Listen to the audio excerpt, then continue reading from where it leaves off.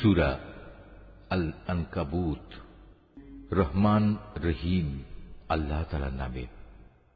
আলিফ লাম মিম। মানুষরা কি এটা মনে করে নিয়েছে তাদের শুধু এটুকু বলার কারণেই ছেড়ে দেয়া হবে যে আমরা ঈমান এনেছি এবং তাদের কোন রকম পরীক্ষা করা হবে না? আমি তো সেসব লোকদেরও পরীক্ষা করেছি যারা এদের আগে এভাবেই ঈমানের দাবি করেছিল। আল্লাহ তাআলা অবশ্যই তাদের ভালো করে জেনে নেবেন যারা ঈমানের দাবিতে সত্যবাদী। আবার ঈমানের মিথ্যা দাবিদারদেরও তিনি অবশ্যই জেনে নেবেন। যারা সব সময় গুনাহের কাজ করে বেড়ায় তারা এটা ধরে নিয়েছে তারা বুদ্ধির প্রতিযোগিতায় আমার থেকে আগে চলে যাবে। এটা তাদের একটা মন্দ সিদ্ধান্ত যা আমার সম্পর্কে তারা করতে পারল। তোমাদের মধ্যে যে ব্যক্তি এ আশা করে সে আল্লাহ তাআলার সামনাসামনি হবে, তবে সে যেন জেনে রাখে আল্লাহ তাআলার নির্ধারিত এই সময়টা অবশ্যই আসবে।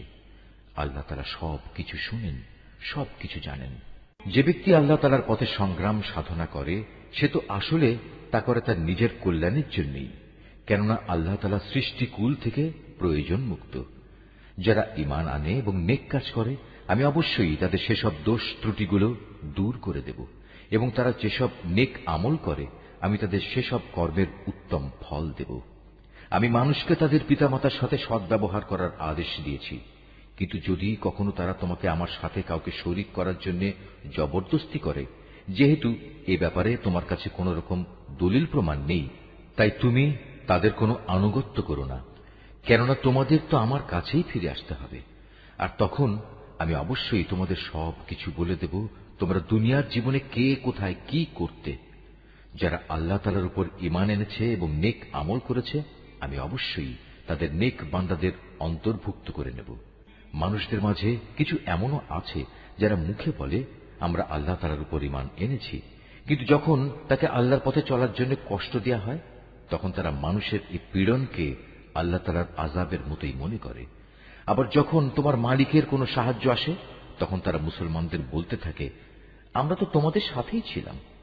এরা মনে করে আল্লাহ তাআলা সৃষ্টিকুলের মানুষদের অন্তরের গোপন বিষয় সম্পর্কে বুঝি মোটেই অবগত নন। আল্লাহ তাআলা অবশ্যই তাদের ভালো করে জেনে নেবেন যারা ঈমান এনেছে। আবার তিনি মুনাফিকদেরও ভালো করে জেনে নেবেন। কাফেররা ঈমানদারদের বলে তোমরা আমাদের পথের অনুসরণ করো, আমরা কিয়ামতের দিন তোমাদের গুনাহসমূহের বোঝা তুলে নেব। অথচ তারা সেদিন তাদের নিজেদের গুনাহসমূহের সামান্য পরিমাণ বোঝাও উঠাতে পারবে না। এরা আসলেই মিথ্যাবাদী। কিয়ামতের দিন এরা অবশ্যই তাদের নিজেদের গুনাহের বোঝা উঠাবে, তারপর তাদের এ বোঝার সাথে থাকবে তোমাদের বোঝাও।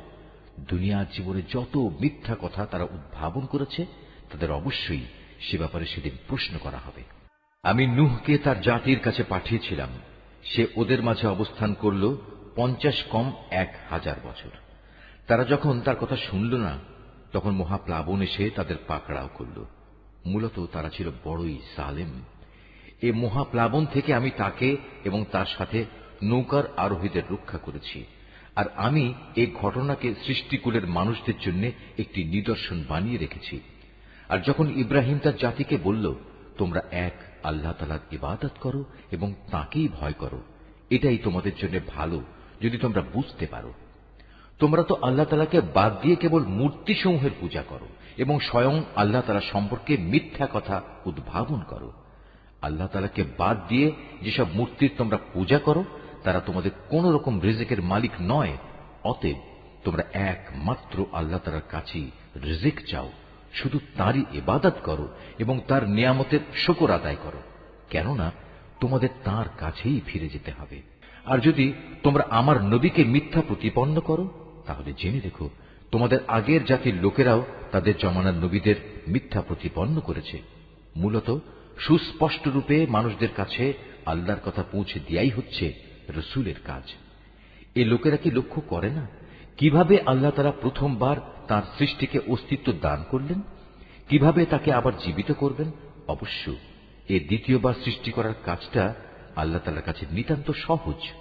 হে নবী, তুমি বলো তোমরা আল্লাহর জমিনে পরিভ্রমণ করো এবং এর সর্বত্র দেখো কিভাবে আল্লাহ তাআলা তাঁর সৃষ্টিকে প্রথমবার অস্তিত্বে আনেন এবং একবার ধ্বংস হয়ে গেলে কিভাবে আবার তিনি তা পুনর্বার পয়দা করেন। নিঃসন্দেহে আল্লাহ তাআলা সব কিছুর উপর প্রবল ক্ষমতাবান। তিনি যাকে চান তাকে শাস্তি দেন, আবার যাকে চান তাকে ক্ষমা করে তার উপর অনুগ্রহ করেন। সর্বাবস্থায় তোমাদের তাঁর দিকেই ফিরে যেতে হবে। তোমরা জমিনের অতলে যেমন আল্লাহ তাআলাকে তার পরিকল্পনায় অক্ষম করে দিতে পারবে না, তেমনি পারবে না আসমানের কোন চূড়ায়ও। বস্তুত আল্লাহ তাআলা ছাড়া তোমাদের কোনো অভিভাবক নেই, নেই কোনো সাহায্যকারীও। যারা আল্লাহ তাআলার আয়াতসমূহ ও তার সামনাসামনি হওয়া অস্বীকার করে, মূলত সেসব লোক আমার অনুগ্রহ থেকে নিরাশ হয়ে গেছে। আর এরাই হচ্ছে সেসব মানুষ যাদের জন্য রয়েছে মর্মন্তুদ শাস্তি। অতঃপর তাদের ইব্রাহিমের জাতির কাছে এছাড়া আর কোনো জবাব থাকল না, যে তারা বলতে লাগল, একে মেরেই ফেলো কিংবা তাকে আগুনে পুড়িয়ে দাও। অতঃপর তারা যখন তাকে আগুনে নিক্ষেপ করল, তখন আল্লাহ তাআলা তাকে জ্বলন্ত আগুন থেকে উদ্ধার করলেন।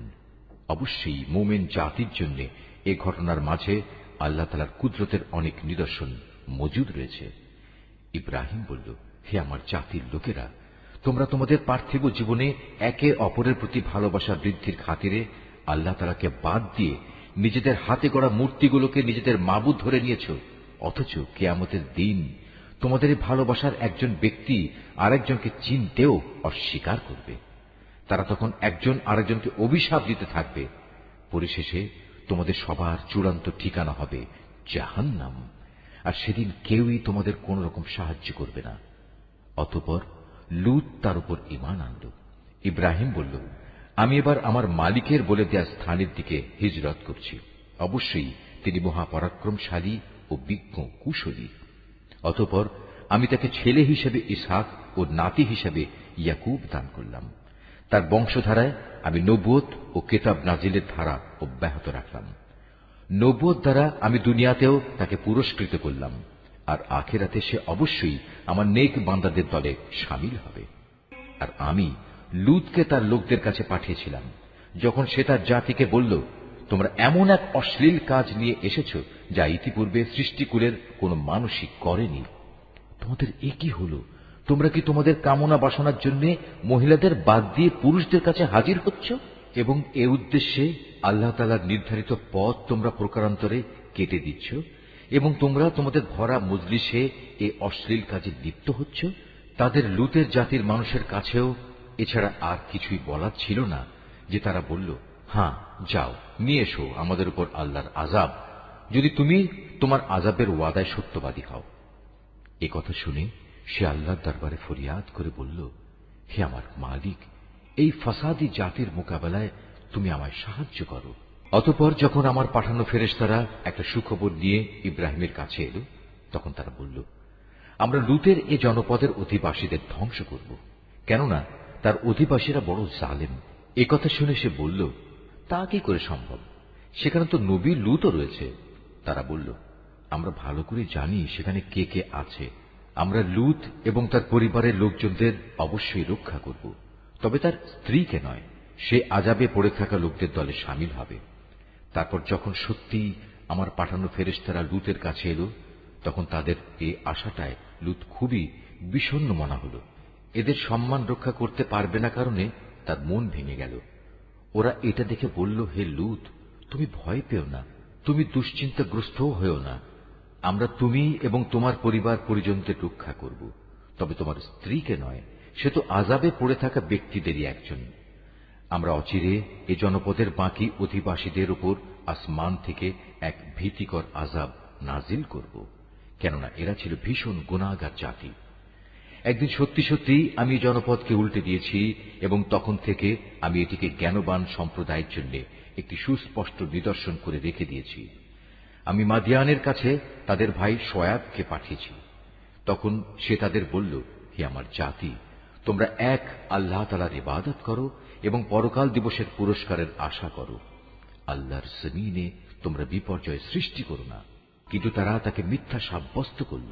অতঃপর প্রচন্ড ভূমিকম্প তাদের পাকড়াও করল, ফলে তারা নিজ নিজ ঘরেই উপুড় হয়ে পড়ে থাকল। আদ এবং সামুদকেও আমি ধ্বংস করেছিলাম। তাদের ধ্বংসপ্রাপ্ত বসতি থেকেই তো তোমাদের কাছে আযাবের সত্যতা প্রমাণিত হয়ে গেছে।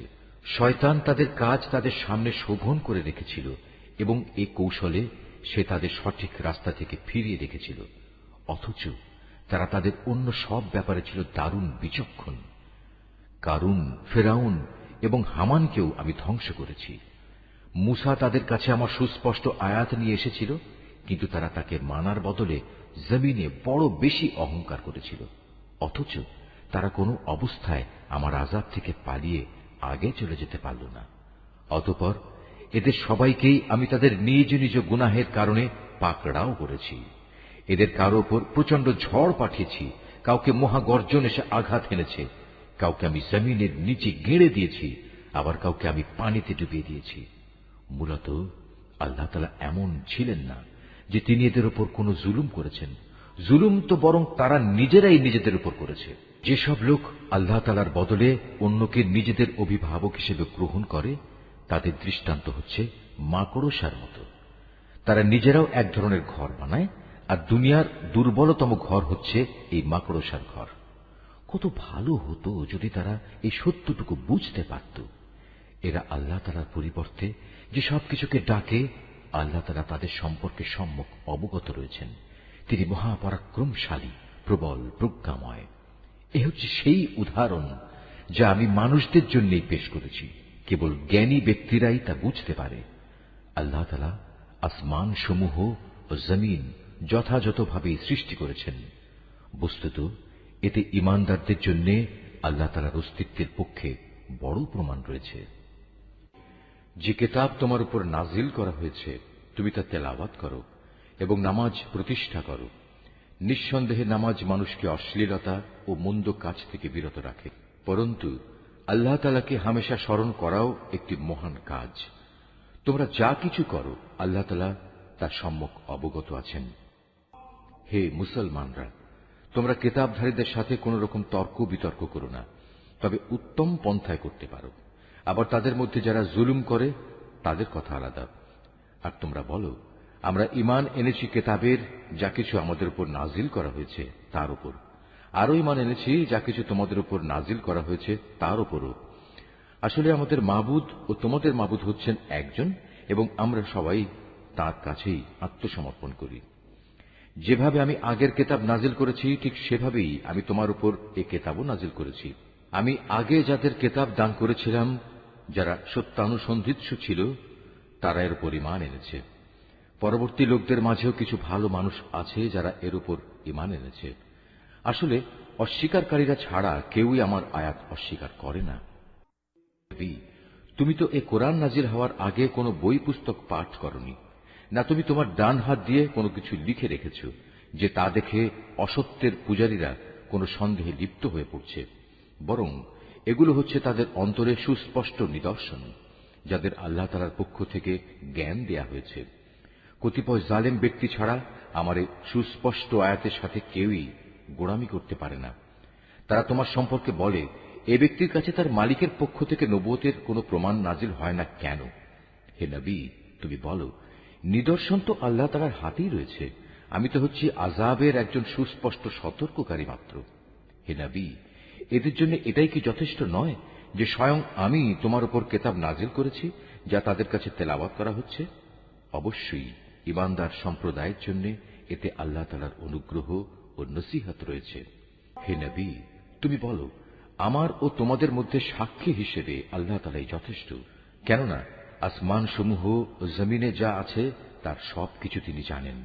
যারা বাতিলের উপর ঈমান আনে এবং আল্লাহ তাআলাকে অস্বীকার করে, তারাই হচ্ছে মারাত্মক ক্ষতিগ্রস্ত। হে নবী, এরা তোমার কাছে আযাব ত্বরান্বিত করার কথা বলে। যদি আল্লাহ তাআলার কাছে এদের শাস্তি দেওয়ার জন্য একটি দিনক্ষণ সুনির্দিষ্ট না থাকত, তাহলে কবেই না তাদের উপর আযাব এসে যেত। অবশ্যই এদের উপর আকস্মিকভাবে আযাব আসবে এবং তারা জানতেও পারবে না। তোমার কাছে এরা আযাব ত্বরান্বিত করার কথা বলে, অথচ জাহান্নাম তো কাফেরদের পরিবেষ্টন করেই নেবে। যেদিন আযাব তাদের গ্রাস করবে, তাদের ওপর থেকে, তাদের পায়ের নিচ থেকে তাদের গ্রাস করবে। আল্লাহ তাআলা তখন বলবেন, দুনিয়ায় তোমরা যা কিছু করতে এখন তার মজা উপভোগ করো। হে আমার বান্দারা, যারা আমার উপর ঈমান এনেছ, আমার জমিন অনেক প্রশস্ত, সুতরাং তোমরা একমাত্র আমার ইবাদত করো। প্রতিটি জীবকেই মরণের স্বাদ গ্রহণ করতে হবে। এরপর তোমাদের সবাইকে আমার কাছেই ফিরে আসতে হবে।